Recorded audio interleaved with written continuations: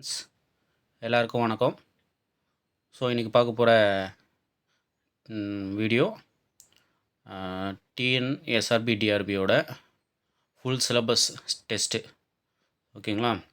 கூட்டுறவு மேலாண்மை, கூட்டுறவு கடன் மற்றும் வங்கியியல், கூட்டுறவு கணக்கியல், கூட்டுறவு தணிக்கையிலும் வரும், கூட்டுறவு கணக்கியலும் இருக்குது. இதில் எம்ஐஎஸ், பொது அறிவு, பொது தமிழ் மற்றும் ரீசனிங் எல்லாமே இந்த கொஷினில் இருக்குது. ப்ளஸ் கரண்ட் அஃபேர்ஸும் கேட்டிருக்கேன்.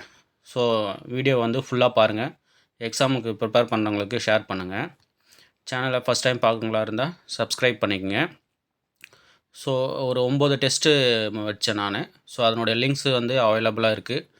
அதை வந்து நீங்கள் வந்து ஜாயின் பண்ணணும் அப்படின்னா டிஸ்கிரிப்ஷனில் வந்து காண்டாக்ட் நம்பர் கொடுக்குறேன், காண்டாக்ட் பண்ணுங்கள். ஸோ வீடியோக்குள்ளே போயிடலாம்.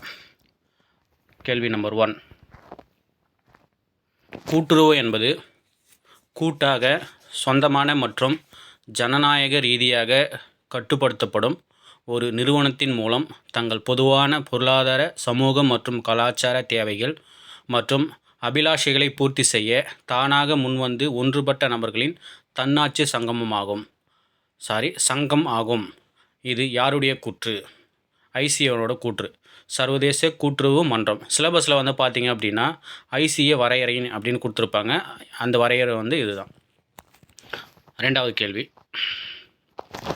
ஸோ 2வது கேள்வியில் வந்து கோஆப்ரேட்டிவ் வேல்யூஸ் கேட்டிருந்துருப்பேன். அதில் தவறானது எதுன்னு பார்த்தீங்கன்னா சமூக கலாச்சாரம் தான் தவறானது, மற்றதெல்லாம் வந்து ரைட்டாக இருக்கும். ஸோ அந்த டெஸ்ட்டை அட்டன் பண்ணிங்கன்னா உங்களுக்கு தெரியும். 3வது கேள்வி. சர்வதேச கூட்டுறவு கூட்டணி ஐசிஏ லண்டனில் நிறுவப்பட்ட ஆண்டு மற்றும் நாள். ஸோ இந்த ஐசிஏ வந்து எப்போ வந்து ஸ்டார்ட் பண்ணாங்க அப்படின்னா ஆகஸ்ட் 1895, ஆகஸ்ட் 19, 1895.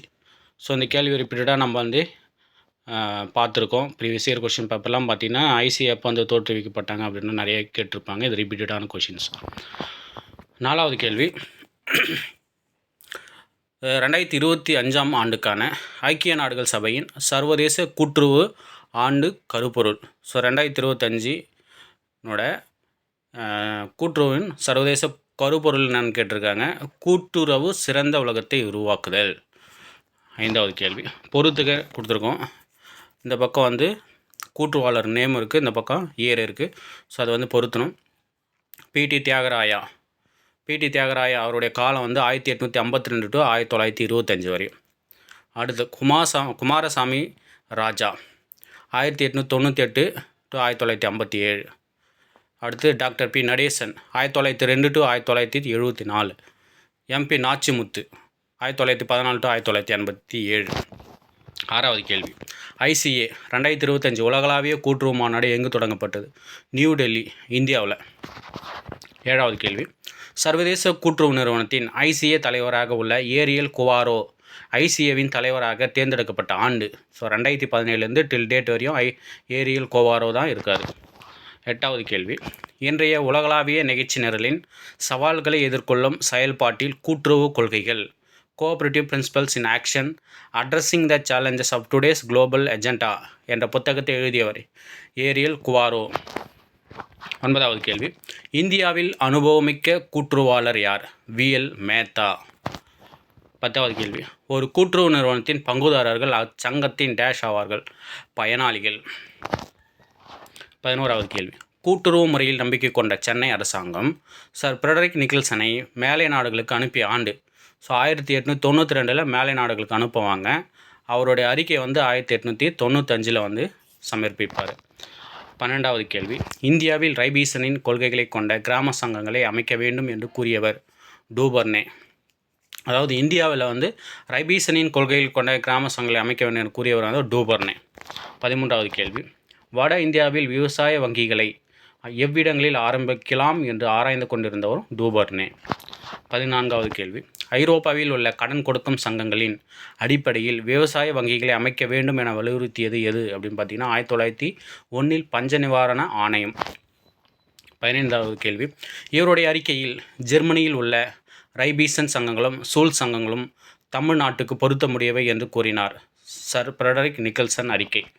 ஸோ இது வந்து ரெண்டுமே சொல்லியிருப்பார். ஜெர்மனியில் உள்ள ரைபீசன் சங்கங்களும் சூல்ஸ் சங்கங்களும் தமிழ்நாட்டுக்கு பொருத்தக்கூடியவை ரெண்டுமே கேட்டாங்க அப்படின்னா சர் ஃப்ரெடரிக் நிக்கல்சன் அறிக்கையை சொல்லியிருப்பார். 16வது கேள்வி, கர்சன் பிரபு இந்தியாவில் கூட்டுறவு சங்கங்களை ஆரம்பிப்பதற்கான வழிவகைகளை தெரிவிக்க 1901 யார் தலைமையில் ஒரு குழுவை அமைத்தார்? சர் எட்வர்ட் லா. 17வது கேள்வி, 1904ஆம் ஆண்டு கூட்டுறவு சட்டத்தின் முக்கிய அம்சம். இப்போது இருக்கிற சட்டங்கள்லாம் இருக்குல்ல, 1904, 12, 32, 61, 83. ஸோ இதனுடைய சிறப்புகளை வந்து நல்லா ஒரு வாட்டி வந்து படிச்சிங்க. அதில் 1904ஆம் ஆண்டு கூட்டுறவு சட்டத்தின் முக்கிய அம்சம் என்னென்னு பார்த்தீங்கன்னா, 10 அல்லது அதுக்கு மேற்பட்டவர்களோ சேர்ந்து கூட்டுறவு சங்கங்களை அமைக்கலாம். ஸோ 1904 சட்டப்படி பார்த்தீங்கன்னா 10 பேர் அல்லது அதுக்கு மேற்பட்டு இருந்தால் போதும். ஆனால் இப்போ 1983 சட்டப்படி 25 நபர்களுக்கு மேலே இருந்தால் தான் நம்ம சங்கத்தை வந்து அமைக்க முடியும். 18வது கேள்வி, இச்சட்டத்தின் கீழ் பதிவு செய்யப்படாத சங்கம் கூட்டுறவு என்ற வார்த்தையை உபயோகிக்கக்கூடாது. ஸோ 1912ஆம் ஆண்டு கூட்டுறவு சங்கங்களின் சட்டம். 19வது கேள்வி, நிர்வாக குழுவை கலைத்தல், தண்ட வசூல் நடவடிக்கை மேற்கொள்ளுதல் ஆகியவற்றுக்கும் வழிவகைகள் இச்சட்டத்தில் இடம்பெற்றன. 1932 தமிழ்நாடு கூட்டுறவு சங்கங்களின் சட்டம். 20வது கேள்வி, ஒருவர் ஒரே நேரத்தில் 5 சங்கங்களுக்கு மேல் நிர்வாக குழுவில் இடம்பெறுவதை இச்சட்டம் தடை செய்தது. 1961 தமிழ்நாடு கூட்டுறவு சங்கத்தின் சட்டம். 21வது கேள்வி, மாநில அரசு கூட்டுறவு சங்கங்களின் பங்குத்தொகை செலுத்த இச்சட்டம் வழிவகுத்தது. 1961 தமிழ்நாடு கூட்டுறவு சங்கங்களின் சட்டம். 22வது கேள்வி, 1934ஆம் ஆண்டு தமிழ்நாடு கூட்டுறவு நிலவல வங்கி சட்டத்தின் சரத்துகளையும் இச்சட்டம் தன்னகத்தே கொண்டுள்ளது. 1983 தமிழ்நாடு கூட்டுறவு சங்கத்தின் சட்டம். 23வது கேள்வி, கூட்டுறவு கொள்கைகளான சிக்கனம், சேமிப்பு, தனக்குத்தானே உதவுதல், ஒருவருக்கொருவர் உதவி செய்தல், ஜனநாயக முறையில் கூட்டுப்பொறுப்பு என்ற முறையில் நிர்வாகம் செய்வது ஆகியவற்றை அடித்தளமாக கொண்டு வரப்பட்ட சட்டம் 1983 தமிழ்நாடு கூட்டுறவு சங்கங்களின் சட்டம். 24வது கேள்வி, கூட்டுறவு சங்க நிர்வாக குழுவின் பதவிக்காலத்தில் ஆண்டுக்கு 1/3 பகுதி நிர்வாக குழுவிற்கு பதவிக்காலம் முடியும் என்றும் அவர்களின் இடத்திற்கு மீண்டும் தேர்தல் நடக்கும் என்பதற்கும் இச்சட்டம் வழிவகுத்தது. 1961 தமிழ்நாடு கூட்டுறவு சங்கங்களின் சட்டம். 25வது கேள்வி, 1904ஆம் ஆண்டு கூட்டுறவு கடன் சங்கங்களின் சட்டம் அமல்படுத்திய அரசு எது? ஆங்கிலேய அரசு. ஸோ 1904 வந்து பார்த்திங்கன்னா பிரிட்டிஷ்காரங்க தான் வந்து நம்ம ரூல் பண்ணிகிட்டு இருந்தாங்க. ஸோ நிறைய பேர் இந்த கேள்விக்கு வந்து இந்திய அரசுன்னு போட்டிருந்தீங்க.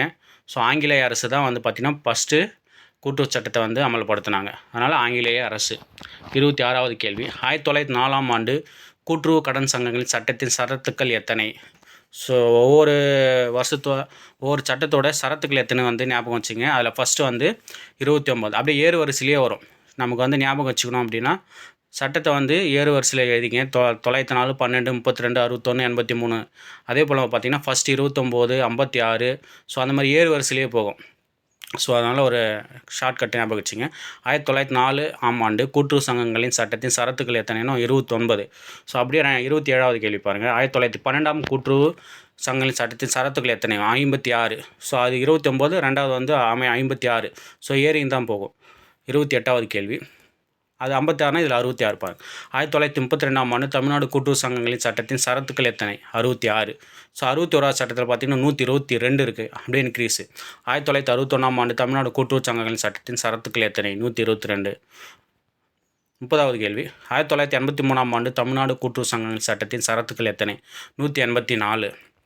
31வது கேள்வி, கூட்டுறவு சங்கத்தை பதிவு செய்வதற்கான நிபந்தனைகள் சட்டப்பிரிவு பிரிவு 6. 32வது கேள்வி, கூட்டுறவு சங்க பதிவுக்கான விண்ணப்பம் சட்டப்பிரிவு 8.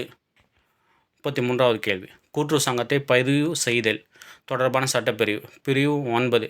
பதிவு செஞ்சுட்டா, பதிவு செஞ்சதுக்கப்புறம் பதிவு சான்று வாங்கணும். அதை தான் வந்து 34வது கேள்வி, கூட்டுறவு சங்க பதிவு சான்று தொடர்பான சட்டப்பிரிவு பிரிவு 10. 35வது கேள்வி, முதன்மை அமைப்பாளர் கடமைகளும் பொறுப்புகளும் விதி 4. 36வது கேள்வி, துணை விதி திருத்த சட்டப்பிரிவு 11. 37வது கேள்வி, பதிவு செய்யப்பட்ட சங்கத்தின் மேலாண்மை சட்டப்பிரிவு வந்து சட்டப்பிரிவு 32. 38வது கேள்வி, பதிவு செய்யப்பட்ட சங்கத்தின் நிர்வாக குழு கூட்டங்கள் சட்டப்பிரிவு 33. 39வது கேள்வி, பதிவு செய்யப்பட்ட சங்கத்தின் கடமைகள் மற்றும் சலுகைகள் சட்டப்பிரிவு 37. 40வது கேள்வி, பதிவு செய்யப்பட்ட சங்கத்தின் கணக்குகள் மற்றும் புத்தகங்களை பராமரித்தல் சட்டப்பிரிவு 84. 41வது கேள்வி, தாவா ஆணைகள், முடிவுகள் மற்றும் உத்தரவுகளை நிறைவேற்றுதல் சட்டப்பிரிவு 143. 143. 42வது கேள்வி, கால வரையறை சட்டம் 1963. 43வது கேள்வி, சிவில் நடைமுறை சட்டம் 1908. 44வது கேள்வி மேல்முறையீடு அப்பீல் குறித்த சட்டப்பிரிவு பிரிவு 152. ஸோ இது அப்படியே லைனாக வரும். 152, 153, 154ன்னு வரும். 153வது சட்டம் வந்து சீராய்வு சட்டப்பிரிவு பிரிவு 153. 46வது கேள்வி திட்டமிடல், ஒழுங்கமைத்தல், இயக்குதல், பணியாளர்கள் மற்றும் கட்டுப்பாடு என்பது மேலாண்மையின் பணிகள், ஃபங்க்ஷன்ஸ் ஆஃப் மேனேஜ்மெண்ட். 47வது கேள்வி ஹென்ரி ஃபாயல் வழங்கிய மேலாண்மை கோட்பாடுகளின் எண்ணிக்கை எத்தனை? 14 பிரின்சிபல்ஸ், 14 கோட்பாடுகள். 48வது கேள்வி நிர்வாகத்தின் நிலைகள் எத்தனை? லெவல்ஸ் ஆஃப் மேனேஜ்மெண்ட், 3 நிலைகள். So top, middle, bottom. மேல்மட்டம், இடைமட்டம், கிடைமட்டம். 49வது கேள்வி இங்கிலாந்து கூட்டுறவு மொத்த விற்பனை சங்கம் தொடங்கப்பட்ட ஆண்டு 1863. 50வது கேள்வி இங்கிலாந்தில் நுகர்வோர் கூட்டுறவுகள் எத்தனை அடுக்குமுறையில் அமைக்கப்பட்டன? 2 அடுக்குமுறையில். 51வது கேள்வி ராபர்ட் ஓவன் முதல் தொழிலாளர் தனி குடியிருப்பை தொடங்கிய இடம் அமெரிக்கா. 52வது கேள்வி ஜெர்மனிய நாட்டில் கடன் கூட்டுறவு இயக்கம் நன்கு வேரூன்ற காரணமாய் இருந்த கூட்டுறவாளர் யார்? ரைபீசன். 53வது கேள்வி சோல்ஸ் காலனி தயாரிப்பில் ஈடுபட்டிருந்த தொழிலாளர்களின் நிலை கருதி முதல் கூட்டுறவு அமைப்பை தொடங்கிய ஆண்டு பார்த்திங்கன்னா 1849. 54வது கேள்வி நகர வங்கிகள் தோன்றுவதற்கு இவர் காரணமாவார்? சோல்ஸ். 55வது கேள்வி சோல்ஸ் வங்கி யாருக்காக தொடங்கப்பட்டது? கைத்தொழில்களில் ஈடுபட்டிருந்த தொழிலாளிகளுக்கு. அதாவது நகரத்தில், கிராமம் கிடையாது, நகரத்தில் இருந்த கைத்தொழில்களில் ஈடுபட்டிருந்த தொழிலாளிகளுக்கு. 56வது கேள்வி ஜெர்மனியில் ரைபீசனின் சங்கம் அமைக்கப்பட்ட ஆண்டு 1877. 57வது ராக்டேல் முன்னோடிகள் தொடங்கிய கூட்டுறவு பண்டகசாலை பதிவு செய்யப்பட்ட ஆண்டு 15/8/1844. 58வது கேள்வி கூட்டுறவு ஃபர்வண்டன் கேஎஃப் தோற்றுவிக்கப்பட்ட ஆண்டு 1899. 59வது கேள்வி பன்றி இறைச்சி தொழில், முட்டை விற்பனை போன்ற வேறு பல தொழில்களையும் கூட்டுறவு அடிப்படையில் அமைத்த நாடு டென்மார்க். ஸோ டென்மார்க் வந்து பொதுவாகவே வந்து பால், சரிங்களா, பால் கூட்டுறவுகள் வந்து அதிகமாக இருக்கும். 60வது கேள்வி டென்மார்க் அங்காடிகளில் விற்பனை செய்யப்படுகின்ற பால் பொருட்கள் டேஷ் என்ற பெயரில் விற்பனை செய்யப்பட்டன? லூர் பிராண்டு. 61வது கேள்வி மாதிரி கடன் அமைப்புகள் உள்ள நாடு பார்த்திங்கன்னா ஜப்பானில் தான் அதிகமாக இருக்குது. 62வது கேள்வி 1932ஆம் ஆண்டில் மீனவர்கள் கூட்டுறவு சட்டத்தை இயற்றிய நாடு? ஜப்பான். ஸோ அப்போ வந்து மீனவர்கள் கூட்டுறவு அதிகம் உள்ள நாடுன்னு கேட்டாங்கன்னா ஜப்பான் தான். அப்போ அதுக்கான தனி சட்டமே எங்கே இருக்குதுன்னு பார்த்தீங்கன்னா ஜப்பானில். 63வது சுகாதார கூட்டுறவுகள் உள்ள நாடு வந்து அமெரிக்கா. 64வது கேள்வி காசா கிராமிய, அதாவது கிராமப்புற வங்கியில் விவசாய சங்கம் உள்ள நாடு பார்த்திங்கன்னா இத்தாலி. 65வது கிப்புட்ஜம் மற்றும் மோஷாவின் விவசாய கூட்டுறவு என்ற கூட்டுறவுகள் எந்த நாட்டில் உள்ளது? பார்த்தீங்கன்னா இஸ்ரேலில். 66வது கேள்வி அடக்கம் செய்யும் சங்கங்கள் எந்த நாட்டில் உள்ளது? ஸ்வீடன் நாட்டில். 67வது கேள்வி வைகுந்தலால் மேத்தா தேசிய கூட்டுறவு மேலாண்மை நிலையம் அமைந்துள்ள இடம் பூனாவில் இருக்குது, அதாவது மும்பையில். 68வது கேள்வி கூட்டுறவு நிறுவனங்களில் உள்ள உயர்மட்ட பணியாளர்களுக்கு பயிற்சி வழங்கும் அமைப்பு எதுன்னு பார்த்தீங்க அப்படின்னா வைகுந்தலால் மேத்தா தேசிய கூட்டுறவு மேலாண்மை நிலையம். ஸோ உயர்மட்ட பணியாளர்களுக்கு வந்து வைகுந்தலால் மேத்தா, அதுக்கு கீழே இருக்கிற இடைமட்டங்களுக்கு வந்து அந்தந்த ஸ்டேட்டில் இருக்கிற கூட்டுறவு மேலாண்மை நிலையங்களில் வந்து பயிற்சி கொடுக்குறாங்க. 69வது கேள்வி தமிழகத்தில் எத்தனை கூட்டுறவு மேலாண்மை நிலையம் செயல்பட்டு வருகின்றன? ஸோ 27 கூட்டுறவு மேலாண்மை நிலையங்கள் வந்து செயல்பட்டு வருகின்றது. 70வது கேள்வி முதலில் தமிழகத்தில் 1927 கூட்டுறவு மேலாண்மை நிலையம் ஆரம்பிக்கப்பட்ட இடம் வந்து பார்த்திங்கன்னா தஞ்சையில் ஆரம்பிச்சிருப்பாங்க. 71வது கேள்வி பின்தங்கிய மாவட்டங்களில் உள்ள ஏழை எளிய மாணவர்களுக்கு பயிற்சி கட்டணம் ஏதுமின்றி இலவசமாக தொழில் பயிற்சி அளிக்கும் கூட்டுறவு பயிற்சி நிலையங்கள் எதுன்னு பார்த்தீங்கன்னா பர்கூர் மற்றும் பட்டுக்கோட்டை பயிற்சி நிலையங்கள். 72வது கேள்வி இறுதி தணிக்கை அறிக்கை தயாரித்தல் தமிழ்நாடு கூட்டுறவு சங்கங்களின் விதி பார்த்திங்கன்னா 101. விதி 101. 73வது கேள்வி ஆடிட் தணிக்கை என்ற சொல் எந்த வார்த்தையிலிருந்து வந்ததுன்னு பார்த்தீங்கன்னா லத்தீன். 74வது கேள்வி நிறுவனத்தின் தொழில் நடவடிக்கையில் முறையாக எழுதி முடிக்கப்பட்ட கணக்குகளை ஆய்வு செய்து சான்றளிப்பது தணிக்கையாகும். யாருடைய கூற்று? பேராசிரியர் LR டிக்ஸி. 75வது கேள்வி கூட்டுறவு சங்கத்தின் நிர்வாகத்திற்கு நண்பன், தத்துவ ஞானி மற்றும் வழிகாட்டியாக இருந்து சங்கத்தின் வளர்ச்சிக்கான ஆலோசனைகளை வழங்குவது எது? தணிக்கை. 76வது டேஷ் என்பது நிறுவனத்தில் ஒரு பணியாளரின் பணியை சுதந்திரமாக சரிபார்க்க வகையில் மற்றொரு பணியாளரின் பணி அமையும் வகையில் மேற்கொள்ளப்படும் ஒரு ஏற்பாடு ஆகும். உட்பரிசீலனை, அதாவது இன்டர்னல் செக் அப்படின்னு சொல்லுவாங்க. 77வது கேள்வி தணிக்கையாளர் கண்டுபிடிக்கின்ற குறைகளை அவற்றின் தனிமைகளுக்கு ஏற்ப வகைப்படுத்தி தொகுத்து தணிக்கை அறிக்கையோடு இணைத்தல் வேண்டும். தற்போது எத்தனை பிரிவுகளாக குறைகள் வகைப்படுத்தப்பட்டுள்ளது? 2 வகை. என்னன்னு பார்த்தீங்கன்னா ஆ 2 வகையாக குறைகளை வந்து வகைப்படுத்துகிறாங்க. 78வது கேள்வி, தணிக்கையாளரின் கடமை குறித்த சட்ட விதி. விதி 102. ஸோ ஓகேங்களா. 101 வந்து பாருங்கள்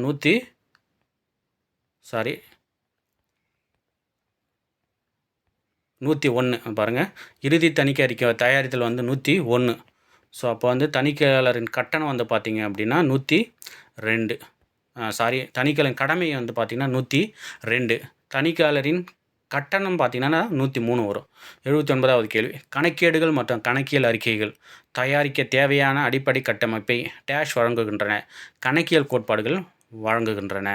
80வது கேள்வி, கணக்கியல் கொள்கையும் நடைமுறைகளும் தொடர்ச்சியாக ஒரு ஆண்டிலிருந்து மற்றொரு ஆண்டிற்கு பின்பற்றப்படும் என்பதை இம்மரபு தெரிவிக்கிறது. நிலைத்த தன்மை மரபு.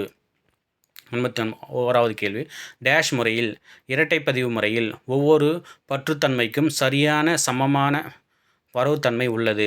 82வது கேள்வி, கீழ்காணும் இனங்களில் நடப்பு சொத்தை இனம் காண்க. முன்கூட்டியே செலுத்திய செலவுகள் ப்ரீபெய்டு எக்ஸ்பென்சஸாக வந்து பார்த்திங்கன்னா நடப்பு சொத்தில் வரும். 83வது கேள்வி, தமிழ்நாட்டில் வேளாண் உற்பத்தியாளர்கள் கூட்டுறவு சங்கங்களின் அமைப்பு முறை 2 அடுக்கு முறை. 84வது கேள்வி, தேசிய விவசாய கூட்டுறவு விற்பனை இணையம் நாஃபெட் நிறுவப்பட்ட ஆண்டு அக்டோபர் 2, 1958. 85வது கேள்வி பாருங்கள், முதலாக எந்த மாநிலத்தில் கூட்டுறவு சர்க்கரை ஆலைகள் ஆரம்பிக்கப்பட்டன? மகாராஷ்டிரா. 86வது கேள்வி, கூட்டுறவு சர்க்கரை ஆலைகள் எதன் கீழ் வரும்? பதப்படுத்தும் கூட்டுறவுகள், ப்ராசஸிங் கோஆப்ரேட்டிவ்ஸ் சொல்லுவாங்க. 87வது கேள்வி, தமிழ்நாட்டில் கூட்டுறவு மற்றும் தனியார் துறை மூலமாக மொத்தம் எத்தனை சர்க்கரை ஆலைகள் உள்ளது? 36. ஸோ நம்மளுடைய டிசிஎம் புக்கில் 36ன்னு இருக்குது. வேறு ஒரு ரெஃபரன்ஸில் பார்த்தா 34ன்னு இருக்குது. ஸோ இது கரெக்டாக தப்பான்றதை கமெண்ட்டில் வந்து எனக்கு சொல்லுங்கள். 88வது கேள்வி, தமிழ்நாடு கூட்டுறவு சர்க்கரை ஆலைகளின் இணையம் பதிவு செய்யப்பட்ட ஆண்டு ஏப்ரல் 14, 1962. 89வது கேள்வி, முதல் பால் பெருக்கு திட்டம் ஆப்ரேஷன் ஃப்ளட் தொடங்கப்பட்ட ஆண்டு பார்த்திங்கன்னா 1970. 90வது கேள்வி, நம் நாட்டு நுகர்வோர் கூட்டுறவு சங்கங்கள் டேஷ் நாட்டின் நுகர்வோர் கூட்டுறவு சங்கங்கள் போல் செயல்படுகின்றன. இங்கிலாந்து நாட்டின். 91வது கேள்வி, இந்தியாவில் நுகர்வோர் கூட்டுறவு சங்கங்கள் குறிப்பாக தமிழகத்தில் டேஷ் அடுக்குமுறையில் உள்ளன. 4 அடுக்குமுறையில். ஸோ தமிழகத்தில் வந்து நுகர்வோர் கூட்டுறவு சங்கங்கள் எத்தனை அடுக்குமுறையில் இருக்குன்னா 4 அடுக்குமுறை. 4 அடுக்குமுறை எப்படின்னா தேசிய அளவில், மாநில அளவில், மாவட்ட அளவில், பிரதம அளவில், இந்த மாதிரி வந்து 4 அடுக்காக இருக்குது. 92வது கேள்வி, தேசிய கூட்டுறவு நுகர்வோர் இணையம் NCCF national cooperative consumer federation அமைக்கப்பட்ட ஆண்டு பார்த்திங்கன்னா 1965. 93வது கேள்வி, தமிழ்நாடு நுகர்வோர் கூட்டுறவு இணையம் சென்னையில் அமைக்கப்பட்ட ஆண்டு 1966. 94வது கேள்வி, தமிழ்நாடு மாநில கைத்தறி நெசவாளர் கூட்டுறவு சங்கம் சென்னையில் அமைக்கப்பட்ட ஆண்டு, இதுதான் வந்து கோஆப்டெக்ஸ் அப்படின்னு சொல்லுவாங்க, 1935.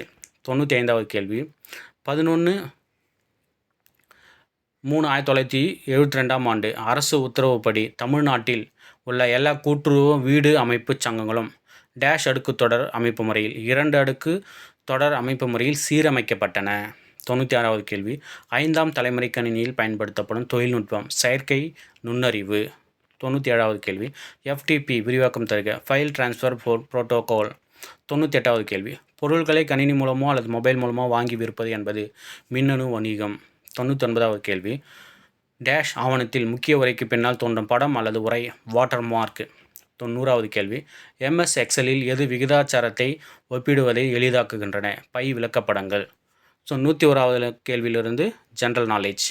101வது, கீழ்கண்டவற்றில் எது குப்தர் காலத்து குடவர கோயில் இல்லை? எலிஃபண்டா குகை, மகாராஷ்டிரா. இது குப்தர்கள் வந்து கட்டந்து கிடையாது.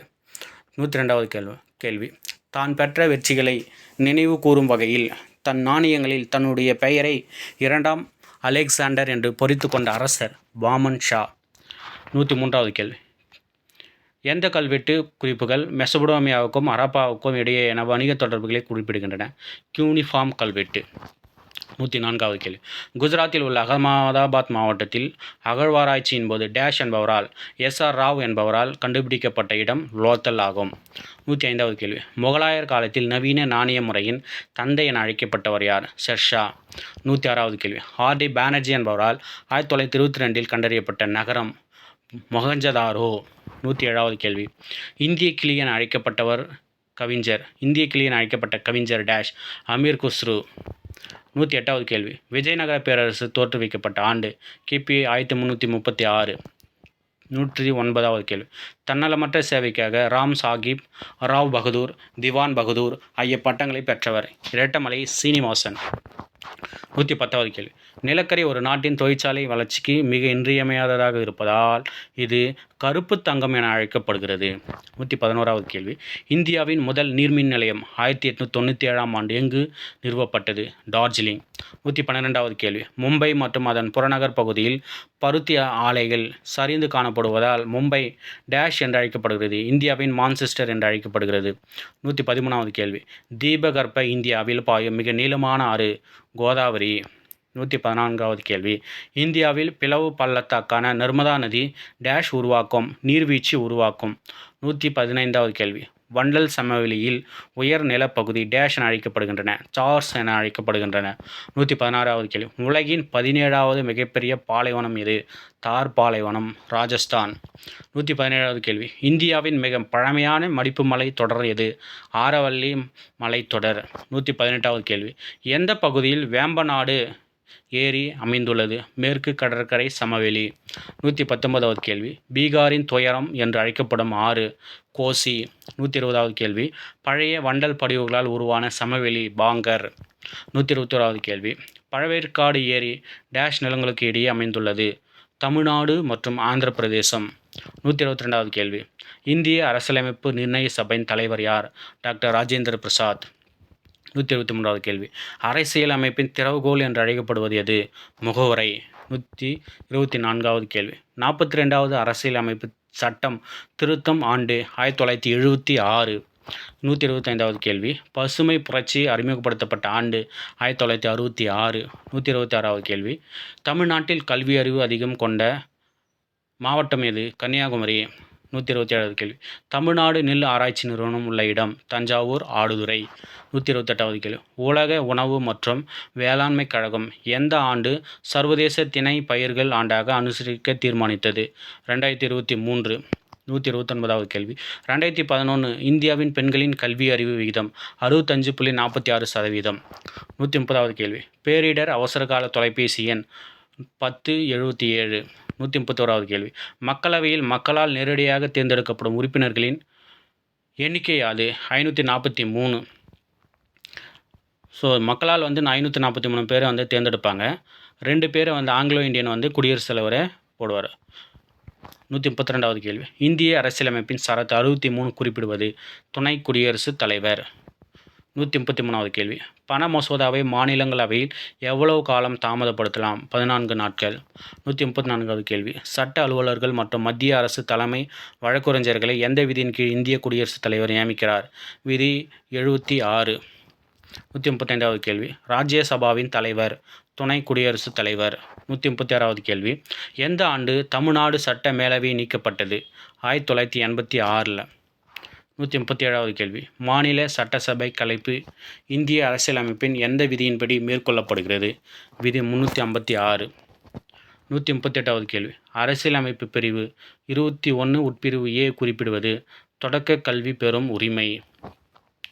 139வது கேள்வி. நிதி ஆயோக் நிர்வாகத் தலைவர் யார்? துணைத் தலைவர். 140வது கேள்வி. இந்திய விடுதலை பெற்ற 50வது ஆண்டு தொடங்கப்பட்ட திட்டம்? 9ஆம் ஐந்தாண்டு திட்டம். 141வது கேள்வி. நிதி ஆயோக்கின் தலைவர் யார்? பிரதம மந்திரி. 142வது கேள்வி. அடிப்படை உரிமைகள் இந்திய அரசியலமைப்பின் சேர்க்கப்பட்டுள்ள பகுதி? பகுதி 3. 143வது கேள்வி. பசுமை புரட்சியின் தந்தை என்று அழைக்கப்படுபவர் யார்? Norman Borlaug. ஸோ நிறைய பேர் எம்எஸ் விஸ்வநாதன் நினச்சின்னு இருப்பீங்க. ஸோ அவர் கிடையாது. அவருக்கு முன்னாடியே நார்மன் போர்லாக்ன்றவர் தான் பசுமை புரட்சியின் தந்தை. 144வது கேள்வி. முத்ரா வங்கி ஏற்படுத்தப்பட்ட ஆண்டு 2015 வந்து ஏற்படுத்தப்பட்டது. 145வது கேள்வி, திருச்சி மாவட்டத்தில் தகவல் தொழில்நுட்பம் சார்ந்த சிறப்பு பொருளாதார மண்டலம் அமைந்துள்ள இடம் நாவல்பட்டு. 146வது கேள்வி, எம்.என். ராய் வழங்கிய திட்டம் மக்கள் திட்டம். 147வது கேள்வி, சிறப்பு பொருளாதார மண்டல கொள்கை வெளியிடப்பட்ட ஆண்டு ஏப்ரல் 2000. 148வது கேள்வி, சிந்துவெளி முத்திரைகளில் பரவலாக காணப்படும் உருவம் ஜெபு. 149வது கேள்வி, ஒரே வரி ஒரே அங்காடி ஒரே தேசம் என்ற நிலை உருவாக்கப்பட்ட நாள்.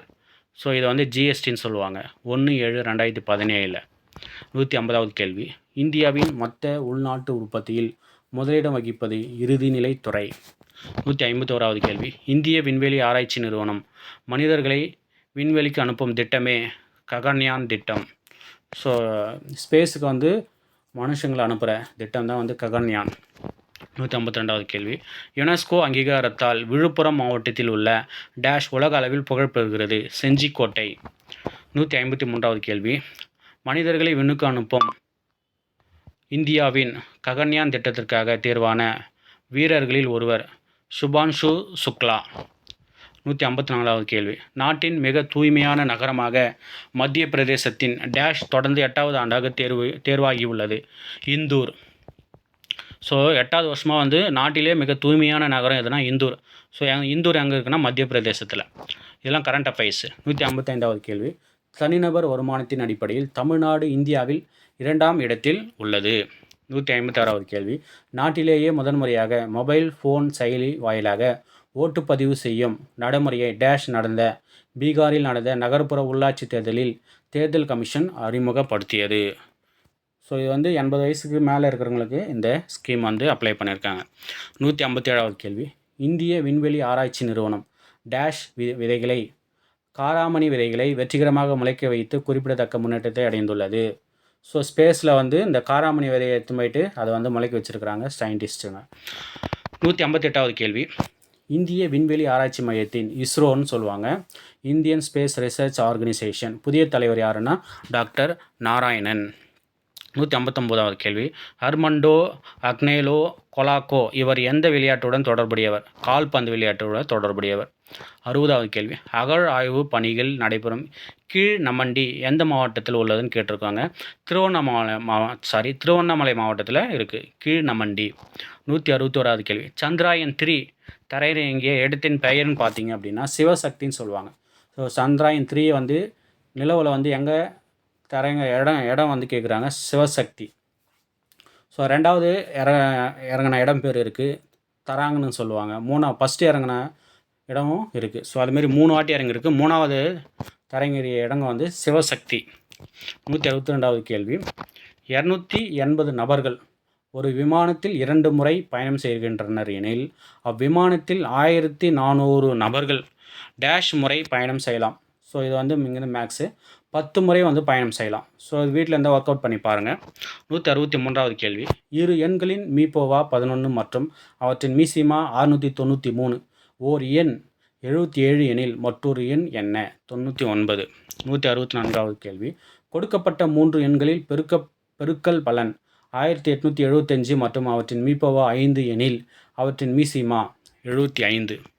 165வது கேள்வி, 7 மற்றும் 13 ஆகிய எண்களின் மீப்போவா மற்றும் மீசிமாவின் விகிதத்தை காண்க. 1:91. 1:91. 166வது கேள்வி, இரு எண்களின் கூட்டுத்தொகை 55 அவற்றின் வித்தியாசம் 7 எனில் அந்த எண்களை காண்க. 31:24. 167வது கேள்வி, பின்வருவனவற்றில் எது ரூபாய் 1000 அசலுக்கான ஓராண்டுக்கு 10% என்ற விதத்தில் தனி வட்டி ஆகும்?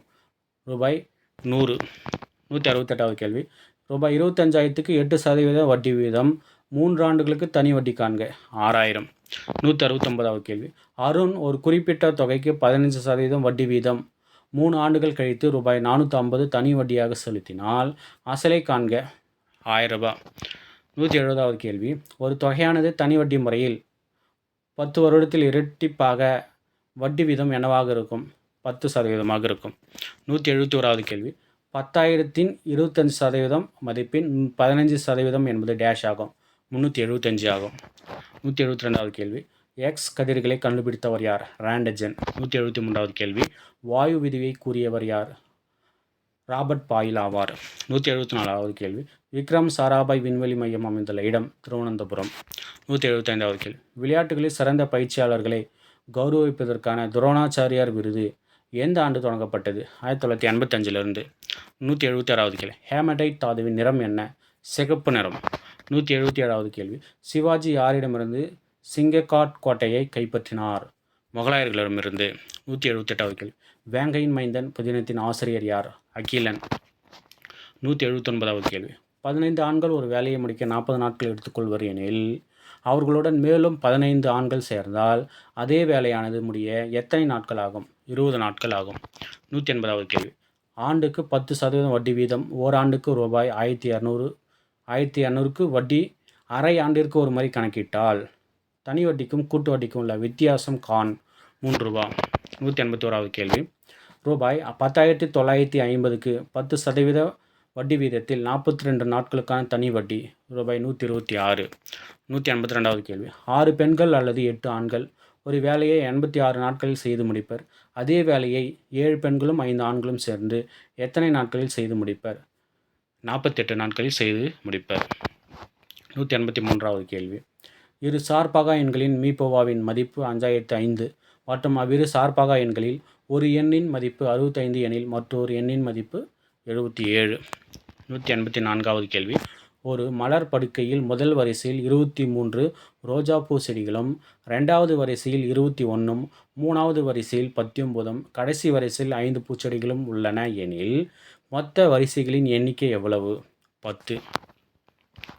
182வது கேள்வி. 30 நபர்கள் ஒரு வயலை 15 நாட்களில் அறுவடை செய்கிறார்கள் எனில் 20 நபர்கள் எத்தனை நாட்களில் அவ்வயலை அறுவடை செய்வார்கள்? 22.5 நாட்கள். 186வது கேள்வி. கற்றவனுக்கு கட்டுச்சோறு வேண்டா என கூறும் நூல் பழமொழி 400. 187வது புறநானூறு. ஸோ இது 4 ஆப்ஷன் கொடுத்துருப்பேன். அதில் பொருந்தாதது எதுன்னு பார்த்தீங்கன்னா புறநானூறு. 188வது கேள்வி. ஏதோ 4 ஆப்ஷனில் பொருந்தாதது வந்து ஆசாரக்கோவை. 189வது கேள்வி. அறவுரக்கோவை என அழைக்கப்படும் நூல் எது? முதுமொழி காஞ்சி. 190வது கேள்வி. கீழ்கண்டிட்டு ஔவையார் இயற்றிய நூல் வந்து ஞானக்குரல். 191வது கேள்வி. இனியவை 40 பாடலின் ஆசிரியர் யார்னா போதன் ஜெயந்தனார். 192வது கேள்வி. திருக்குறளில் 7 என்னும் எண்ணும் பெயர் எத்தனை குறட்பாவில் இடம்பெற்றுள்ளது? 8 குறட்பாவில். 193வது கேள்வி. சிலப்பதிகாரத்தை இயற்றியவர் இளங்கோவடிகள். 194. தமிழ் தாத்தா என அழைக்கப்படுபவர் உ.வே. சாமிநாத ஐயர்.